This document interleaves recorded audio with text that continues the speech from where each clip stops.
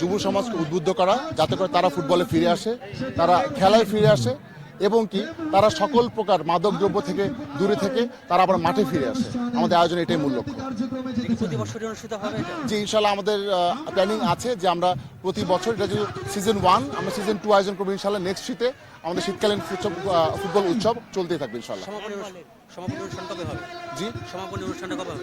সমাপনী অনুষ্ঠান হবে 24শে জানুয়ারি। কিছু দেশি প্লেয়ার থাকবে না দেশের বাইরের প্লেয়ার থাকবে? মানে দেশের বাইরের প্লেয়ার সবাই আছে। আজকে হয়তো দেখবেন আপনার দেশের বাইরের প্লেয়ার।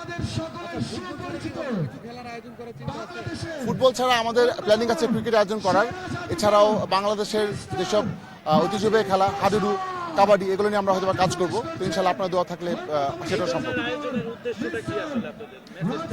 এই ধরনের আয়োজনের উদ্দেশ্য একটাই, সবাই ফোন ছেড়ে, মাদক ছেড়ে মাঠে আসুন। Thank you.